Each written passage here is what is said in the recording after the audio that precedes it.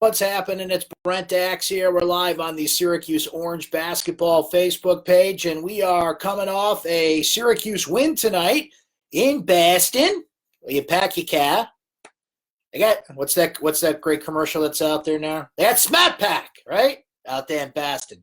Well, the Orange took care of business with an 84-71 win over the Eagles, despite the fact that Boston College hit 19 three-pointers in this game. That is a record for a Syracuse opponent.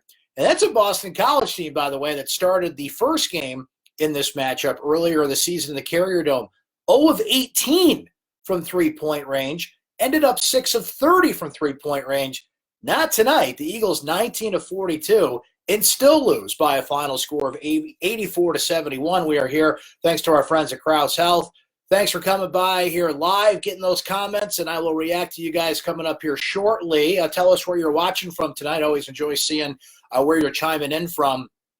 We will do that coming up, but if you are not here live, maybe you're watching this in the future because we do put this on YouTube on the Syracuse Orange Sports page, and we put this in podcast form too if you prefer an audio-only experience of this. So check out YouTube. We put the YouTube clip in my recap on syracuse.com, and please subscribe to syracuse.com podcasts if you'd like to get this in podcast form so you can watch or listen on demand. So, yeah, Syracuse survived an onslaught there by Boston College, and they did it because Elijah Hughes did all ACC things. There is no doubt that he is all ACC first team. He's going to clinch the scoring mark in the ACC more than likely here with just one game to go in the regular season. And we're watching the last basketball of Elijah Hughes in a Syracuse uniform. Lots of NBA scouts in attendance at this game, and he is well on his way to clinching at least being a draft pick of some sort here. So savor the flavor with Elijah Hughes because he's getting ready to move on to the NBA with the way he's playing. 28 points tonight. 11 of 20 from the field, went 3 of 9 from three-point range, 4 rebounds on the night as well. And Buddy Boeheim right behind Elijah Hughes in the scoring department tonight. 21 for Buddy. He was 3 of 11 from three-point range, but went 7 of 15. Got to the free throw line 4 out of 5 times there. So it was really the Buddy and Elijah show on the scoring end. The next leading scorer for Syracuse after that was Bourama Sidibe, who had another terrific game, just 1 point off from his third straight double-double. He had 9 points, 12 rebounds on the night, and that's really all Syracuse needed. You know, Marek Dolezaj had some nice plays in the paint. He ends up with 6 points and 5 rebounds, nobody above 3 fouls on the night for the Orange. So you didn't have Bourama in foul trouble, Marek in foul trouble, didn't have anybody in foul trouble tonight. Joe Girard ended up with 6 points on the night, 4 rebounds, had 1 field goal, a three-pointer in this game. Who else here? Bryson Goodine had some quality minutes for Syracuse, got 11 minutes at the guard position. He had 5 points, 2 rebounds. Quincy Guerrier played 16 minutes, and for, I think, the third straight game was pretty quiet on the night. Jim Boeheim mentioning in his press conference afterwards he doesn't think that Quincy's got his legs under him right now. Had a couple of opportunities at the basket, but missed both of those. He ends up with just 2 points and 2 rebounds on the night. Howard Washington played 11 minutes in this game, coming in for Joe Girard at times. But this game was all about Elijah. It was all about Buddy, and it was all about Bourama. Those 3 were all Syracuse needed to carry this one over Boston College. The Orange really cashed in off 18 Boston College turnovers in this game with 23 points off turnovers. The Orange were on a pretty high turnover rate themselves. They went into halftime with 8 turnovers, but they only end up with 10 on the night. Boston College, I mentioned that 3-point stat. So they go 19 of 42 from three-point range. 19 of their 25 field goals in this game were 3-point shots. So they had 6 regular field goals inside the arc. They were 25 of 58 shooting overall. The Orange were 28 of 60. That's 47%. Syracuse just 7 of 23 from three-point range. Mentioned that is a record against Syracuse three-point shooting-wise, 19 threes. And Boston College, hey, there's a reason hashtag free throws matter, kids. BC goes 2 of 10 at the free throw line, gave up a lot of free points there that could have at least made this game a heck of a lot more interesting down the stretch there. So Syracuse gets the season sweep. They beat Boston College in the paint 28-12 and really did everything they needed to for a take-care-of-business win in Boston. It's not a game that helps your NCAA tournament resume. It doesn't make it any worse by any stretch. There's one game left in the regular season. Syracuse will go to Miami on Saturday to close it out, and then we'll see what happens in the ACC tournament, an ACC tournament that they need to win to get the automatic bid into the NCAA tournament at this point. One other note here before we start reacting to some of your comments. So this assures Syracuse of a winning season by beating Boston College tonight. They cannot finish under 500. Jim Boeheim has never had a losing season at Syracuse, and as a matter of fact, the longest winning season streak in the country belongs to Syracuse and has for some time now, and that streak goes before Boeheim even coached. You got to go back to Roy Danforth in the 1968-69 season. That's the last time Syracuse had a losing season. The 69-70 season, Syracuse was 12-12, and it's been nothing but winning basketball since then under Roy Danforth and, of course, into Jim Boeheim. So Jim Boeheim, 44 seasons on the watch for the Orange and has never had a losing season. That was assured tonight.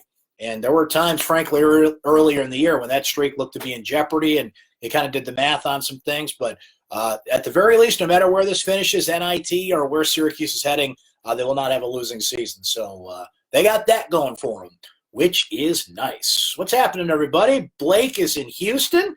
Linda's in Charleston. What's up, Austin? Saying, I know the ACC is down, but does 7 road wins have any value to the committee? It has some value, Austin, but it's not always location, location, location. It's who. It's all about who. It's all about the quality wins. It's all about the top 50 wins, the net ranking, the quad system, that whole thing. And Syracuse just doesn't have enough there. They were pretty close, by the way, to getting a couple of those road wins that would have really helped their cause. You know, Clemson, a couple other, Florida State, they were down 4 late in that game. Also close on that one, a big quality win they really needed. But it'll have some credence, but not enough to get them in at large at this point. I think that is certainly out of the woods for the Orange as a possibility. The only way in is to win the ACC tournament. What's happening? Kim saying Hughes needs some rest with the big lead.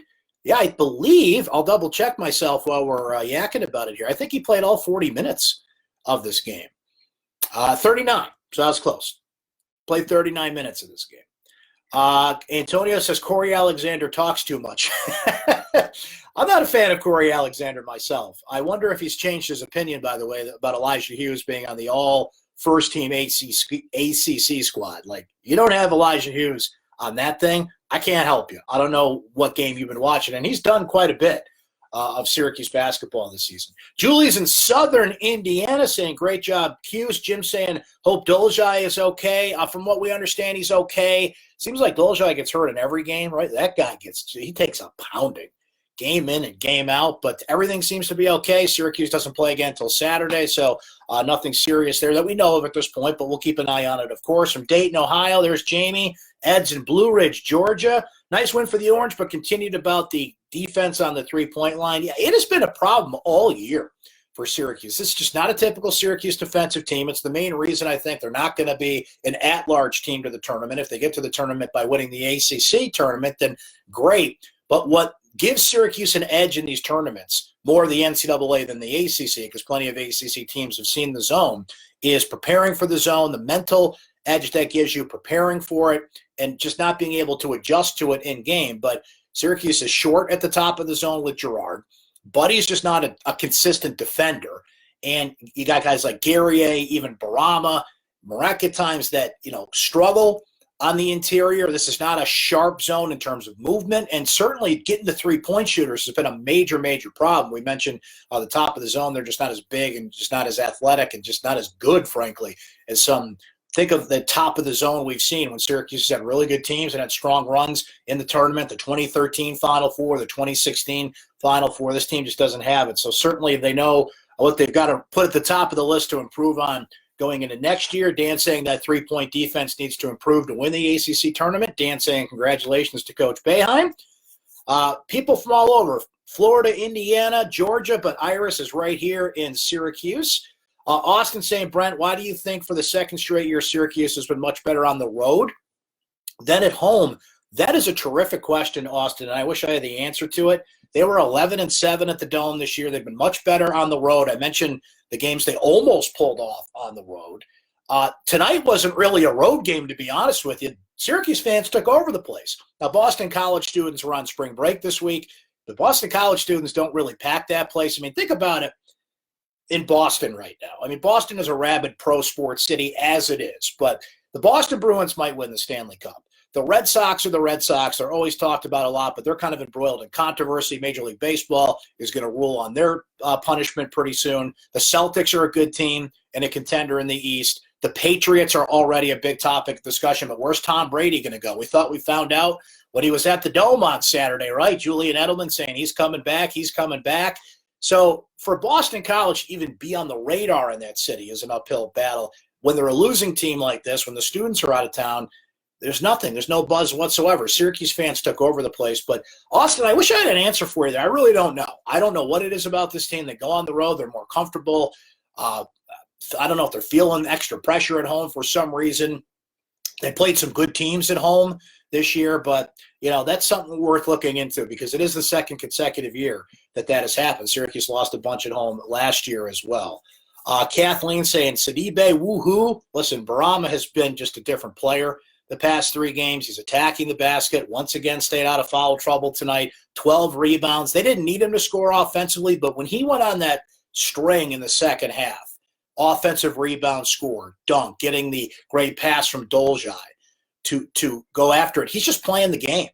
The best thing I can say about Bourama right now is he's just playing the game. He's not thinking. He's not letting himself get in the way. He's not worrying about the fouls, and the referees, thankfully, were forgiving tonight, kind of let him play out there. He's been terrific, and you really hope this carries over. You really hope he's building some confidence. And could he be an X factor in the tournament? Defensively, he's always a bit of a liability, but you'll take the scoring and you'll take the rebounding for sure. Eric said with a win Saturday and 1 to 2 wins in the ACC, is there a chance for the tournament without winning the ACC tournament? Eric, I don't think so. I really don't. They just don't have the resume. The ACC is a weak conference this year. You don't get any extra bonus points for, if they finish with 11 ACC wins, you'd think that'd be enough. It usually is enough. It's just not enough this year. It's more about who, and when you don't have the non-conference schedule, they do look at that. That is a factor, and I'm glad they do that. You shouldn't, get an at-large berth in the tournament based on 4 days of basketball or 3 days of basketball in a strong tournament run. It should be 4 months of basketball that you're judged on, particularly with the beefed-up non-conference schedules. But, Eric, the season's been so weird that I can't say that 100% either. Like, who knows what the committee's going to do? It's just been an odd college basketball season. It would be fitting if Syracuse got in when we all said they shouldn't be, and that would certainly not be the first time in recent years. Sarah notes that Bourama's come on really strong and rebounding lately, finishing a lot better around the rim. Why do you think he hasn't done it all season? I think it's funny. I heard an interview today with Alan Griffin, and Alan Griffin said he was asked by Etan Thomas. Etan Thomas does a local radio show on ESPN Radio in Syracuse, and he asked Coach Griff, who coaches the big men, he's like, what have you been telling him lately? And Griff said, I haven't been telling him anything. It's almost like he didn't say this. I'll make this analogy. Griff would appreciate this analogy because he's a big baseball fan.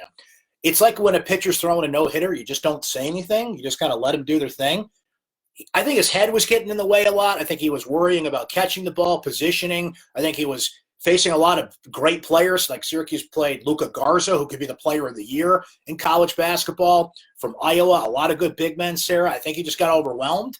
And lately, he's even said it, I'm just playing the game. Not thinking, not letting his head get in the way. And I think that's something that's happening with Quincy right now. I think he's got to learn to do that. And Quincy said it himself. He thinks he'll be a more confident player next year, and the shots will come, and I agree with that. Let's say, Dan saying, any recruiting updates? Chance Westry, big guys to improve defense and low post offense. I'm surprised Chance Westry is not committed, Dan. I talked with Mike McAllister today, our recruiting guru. He anticipated that Chance would have committed by now. I think they're still going to get him, but, you want to be sure about this, go through the process. He was really impressed with his visit and wants to play with Dior Johnson, Syracuse's other commitment. Patrick Tape is going to make one more visit this weekend to USC, and then he's going to make a decision, I believe, next week about where he's going to go. I think Syracuse has a strong chance at him. He's a transfer that Syracuse could get for a year. They're always on the lookout for the big man. Nothing in particular, no player in particular I could tell you about that they're targeting there. But they need commitments for the class of 2021. Ben Burrows is behind the scenes. I know he follows recruiting closely. He can chime in as well. Benny Williams is a player they're really looking at in the class of 2021, but nothing different that we know at this point. But they've got to make some commits in the class of 2021 for sure. 2022 is looking pretty good at this point, but they got to get some committed for next year. Michael Antonio says Cuse wins the ACC tournament, hits the big dance as an 11 seed. Wouldn't surprise me, to be honest with you. We've seen that before. Even in that case, they usually don't send teams like that to Dayton. If Syracuse was an at-large berth, I think they'd certainly be going to Dayton, but I don't think you send a team that wins the ACC tournament there. So, hey, man, we shall see. It's been a crazy year.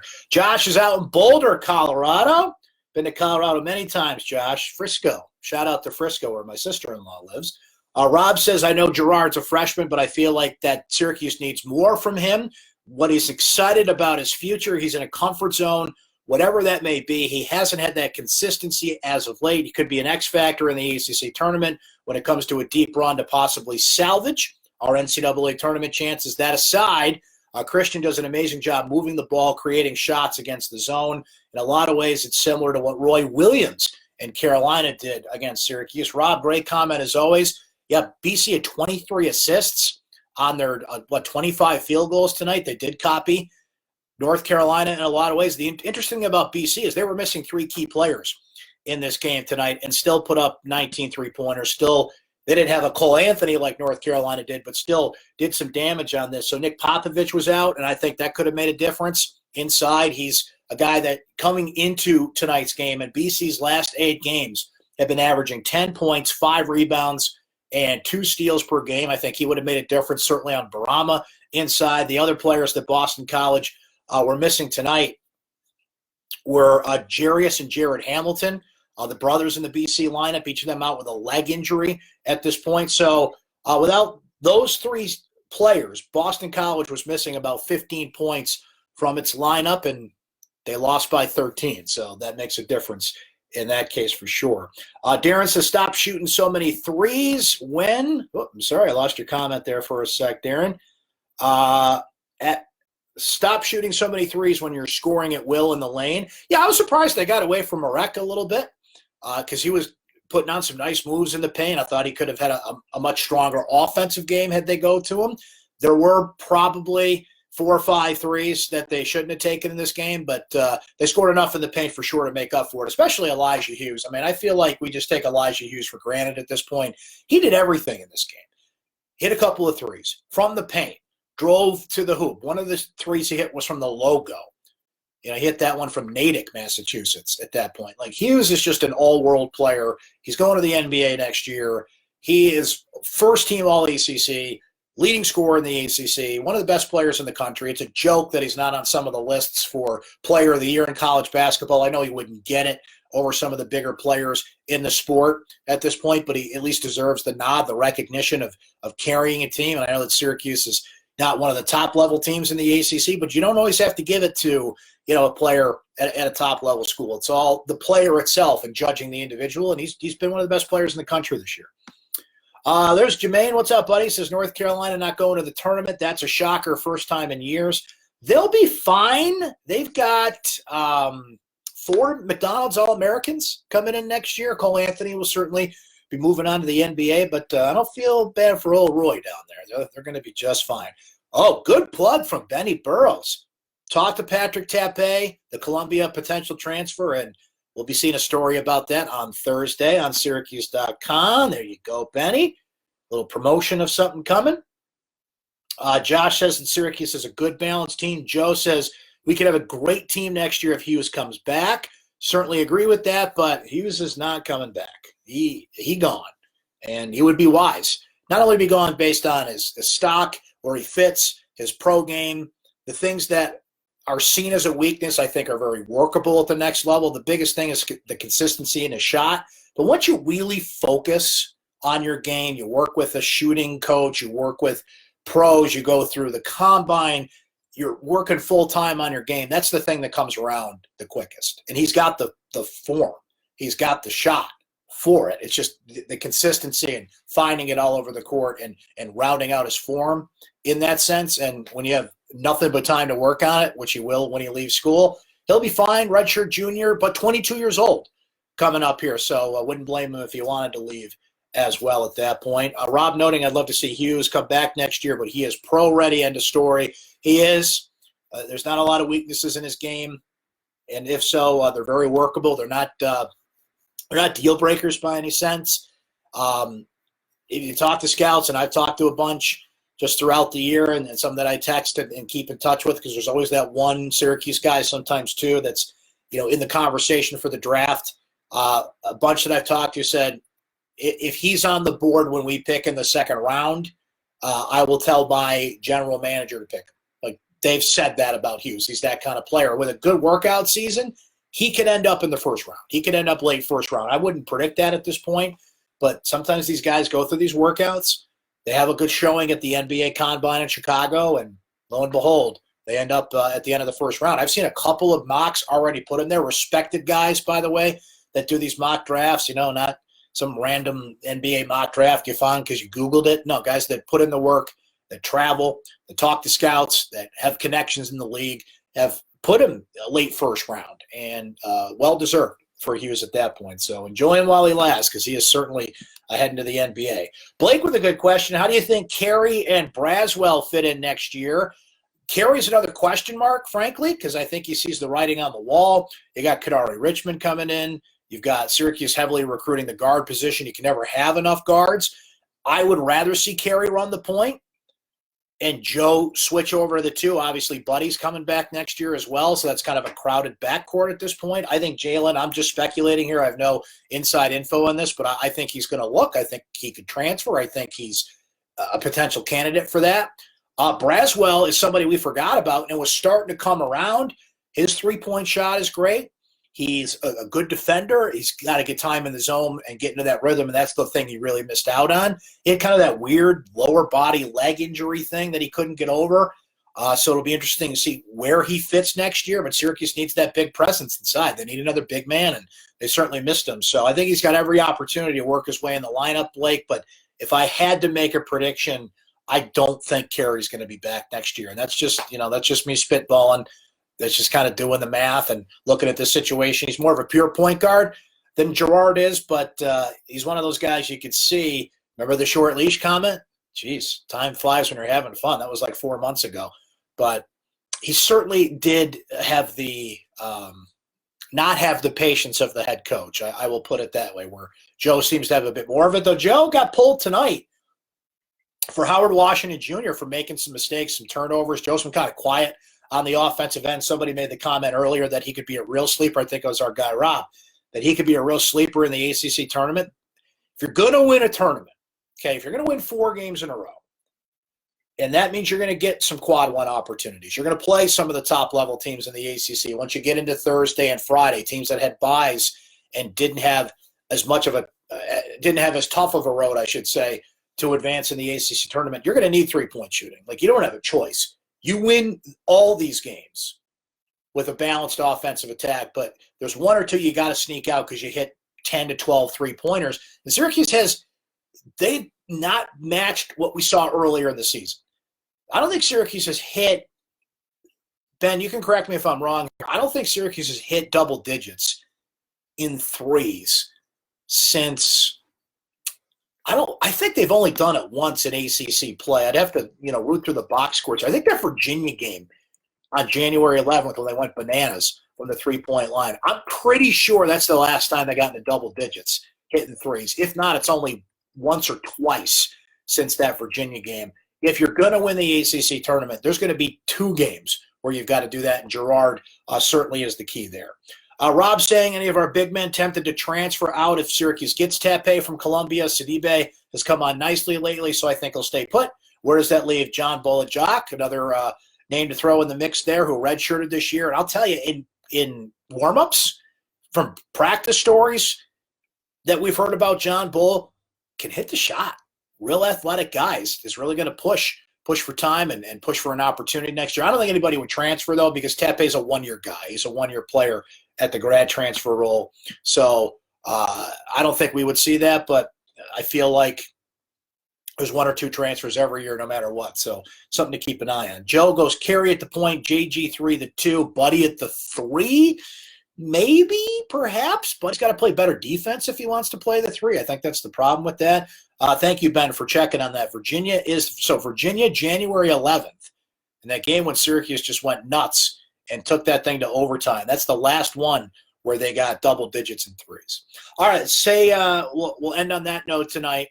Always appreciate you guys coming by. We'll do this again on Saturday after Syracuse ends the regular season. Can you believe it? We're at the end of the regular season, and as noted earlier here on Facebook Live, they're assured of a winning season. What they're not assured of is their postseason fate. They've got to win the ACC tournament to get to the NCAA tournament. If not, it's the NIT, and even if Syracuse is one of the higher seeds, one of the top 4 seeds, it's not likely they'll play in Syracuse because of the Carrier Dome renovation. So that'll be interesting to see how that plays out, but we got one more regular season game, and then anything can happen in the postseason. So hang in there, kids. As the great John Rothstein would say, this is March. Thanks to Ben Burrows for everything behind the scenes. Thanks to you for watching. Thanks to our friends at Krause Health. What do you say we come back and meet here Saturday after the Orange take on Miami? Have a great rest of your week, everybody.